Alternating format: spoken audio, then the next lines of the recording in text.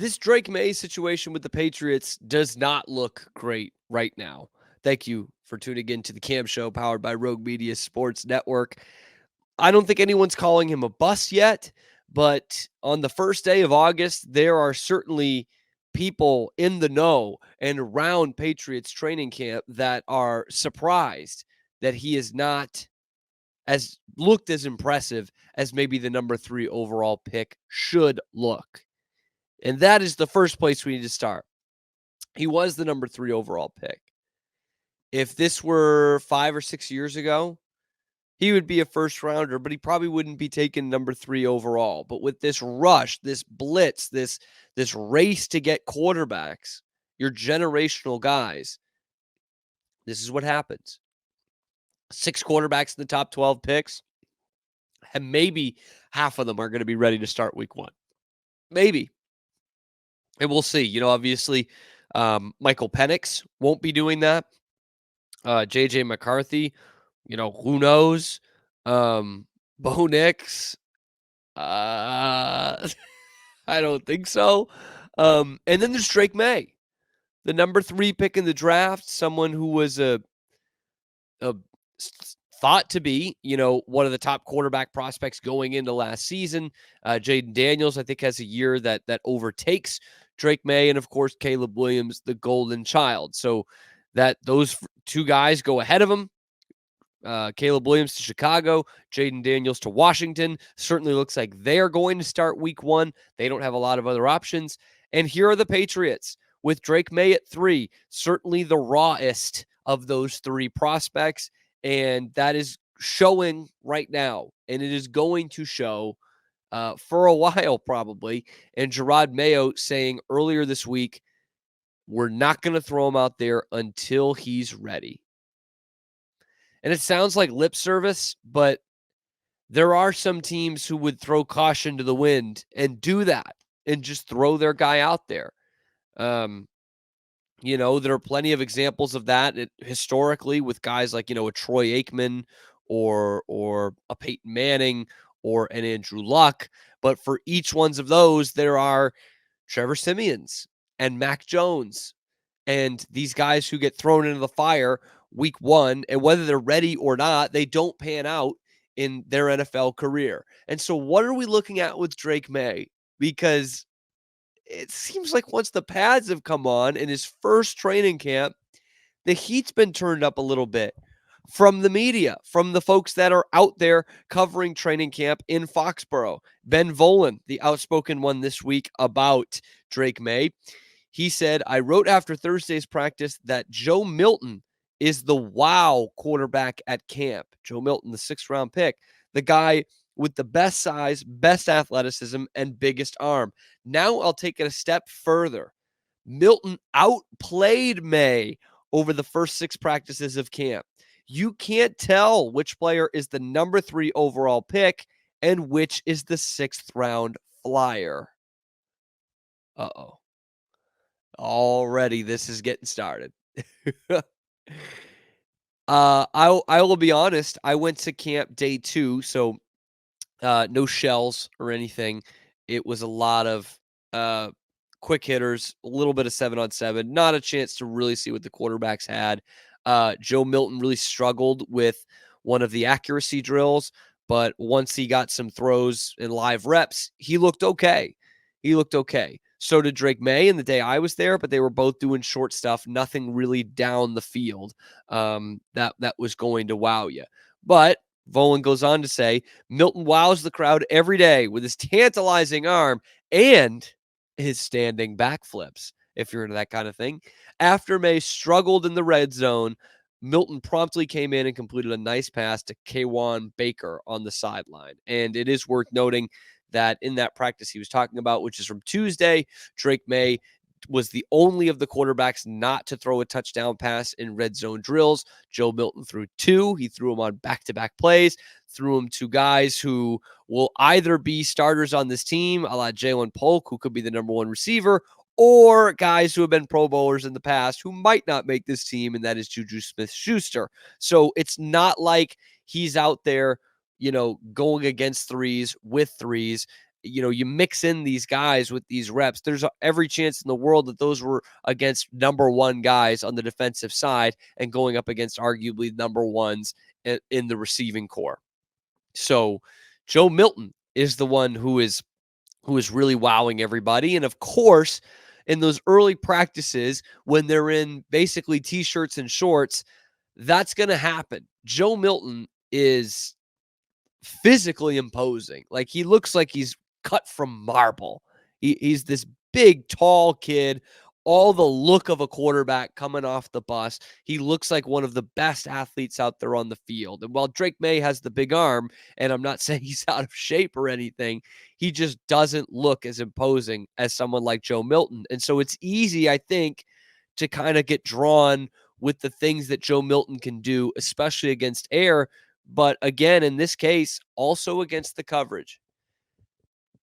And it wasn't just trolling Volen who was out there, because we know Ben Volen in the past, like some other guys from the Boston media, are looking for anything that can make the Patriots look bad, especially when it was the Brady Belichick era. But he wasn't the only one. In fact, Michael Holley commented on it as well. Michael Holley, formerly of EEI, now does that terrible show with Michael Smith on Peacock, but has also written books on the Patriots, has followed them for entire seasons. So, you know, has something to lose a little bit in terms of his relationship with the Patriots. He said, I watched Drake Maye in college. I loved him in college. You guys know that. He was a tremendous college player. At times at North Carolina, people compared him to Justin Herbert. And I said, I can see that. People compared him to Josh Allen. I could see that at North Carolina. Today in Foxborough, you know who I saw? The ghost of Mac Jones. I saw the ghost of Mac Jones. Whoa. You want to talk about something that Patriots fans do not want to hear? That is the last thing they want to hear. Because this is where you got to take training camp stuff with a grain of salt, because now we're hearing about the unimpressive guy looking like Mac Jones, which is funny because the first training camp Mac played in, all we heard about was how great he was, how much better he was than Cam, how good he was in the red zone, how he was quickly absorbing all of this, and how he looks like the starter, and he's got the intangibles. The team feels to rally around him, and they don't do it with Cam, and everything in that training camp pointed to him being the starter, which is exactly what happened. They cut Cam Newton, and Mac Jones was the starter to start the 2021 season. Flash forward 3 years later, obviously we know what Mac's career has become. He is now a backup in Jacksonville, and the Patriots thing didn't work out as much as we all wanted it to, and it looked like it was going to after that rookie year. It didn't work out, and quite frankly, it got really ugly last year. And the last thing Patriots fans want to hear is that this guy looks like Mac Jones, which I will push back on a little bit. I don't think there's any world where Drake Maye looks like Mac Jones in his first 3 years, for better or for worse, because I think they're just way different. I think they're way different. I think Drake Maye can actually get out of the pocket a little bit and can run a little bit. And he does have the arm strength that Mac never had. And I think that gets overblown a little bit when scouting quarterbacks. Like, obviously, arm strength is not the only thing, or else Joe Milton would have been selected in the first round rather than a 6th round flyer. But Drake Maye has got a cannon for an arm. In fact, it sometimes worked to his detriment at North Carolina. And Mac was never going to have that. Mac had a lot of trouble beating man coverage because he didn't have a strong arm. Drake Maye's not going to have that problem. He might have a problem of being too much of a gunslinger. He might not have the decision making that Mac Jones had. He might not be so quick to spike one into the ground when there's nothing there, to avoid taking a sack or anything, or avoid taking a shot down the field. But those two are not alike. I am here to tell Patriots fans that no matter how bad Drake Maye might look right now, he's not Mac Jones. He might be bad in a different way, but he's not Mac Jones. And I think it is important to remember where this kid is coming from. He didn't start a lot in college. 2 years, he missed some games in there. He did not play in a pro-style offense whatsoever at North Carolina. He is also a rookie. He's a kind of a young rookie. And so we see the clip from Hard Knocks where he's absorbing all this information and throwing it right back at Brian Daboll, who we think is one of the great offensive guys in the NFL, and certainly looked like a guy who really wanted to take someone like Drake Maye. And that was, Patriots porn. That stuff is still good. That's this training camp performance doesn't mean he can't absorb stuff. What it does prove is what we all knew going into the draft. He's not a guy that's going to start week 1. He's not going to be a Troy Aikman or a Peyton Manning or an Andrew Luck or, in this case, yes, a Mac Jones. But he could be someone who doesn't start right away, which also has a pretty illustrious list of guys, of NFL quarterbacks who made something of themselves who didn't start right away. I'm thinking of guys like Brett Favre. I'm thinking of guys like Tom Brady. You might have heard of him. Fine, I'll throw in another first-round pick. How about Patrick Mahomes? Pick number 10 overall. And people saying, why would you draft this air raid style quarterback instead of the pro style quarterback Deshaun Watson, who is starting week 1? Patrick Mahomes adjusted to it. He did all right for himself. I'm not saying Drake Maye is Patrick Mahomes, but you want to talk about guys who didn't come from a pro style, who had to rely a lot on their arm talent in college just to get by? Those two are very similar. Is Mahomes a running quarterback? No, but can he get out of the pocket and be shifty? Absolutely. I would say the same thing about Drake Maye. Both run a style of the West Coast offense that it looks like the Patriots are going to run this year. I think Drake Maye is perfect for that kind of style. Once you start taking the top off a little bit, I think we'll see the Patriots run a lot this year. But I would have expected. I'll conclude with this. It is obviously way too early to call Drake Maye a bust. Obviously. And to be honest, I think it's probably a little bit too early to be this critical of Drake Maye.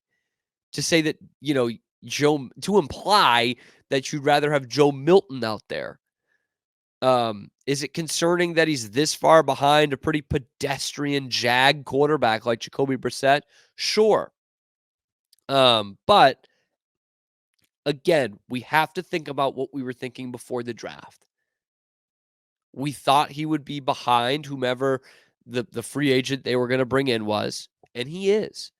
We didn't think he was going to start week 1, and right now he's not. Did I think he would wow a little bit by now in terms of, making some great throws on tape that was going to be shared around social media? Sure. Yeah, I did. And I saw him miss some short stuff and obviously struggle in the red zone. But right now, Drake Maye is where we thought he would be. As the number 2 quarterback, taking number 2 reps, and growing hopefully to the point where he can be the number 1 guy sometime this season. Anyway, we're going to talk about Jason Tatum and his performance at the Olympics and who the least valuable Celtic is. Why are we even talking about it?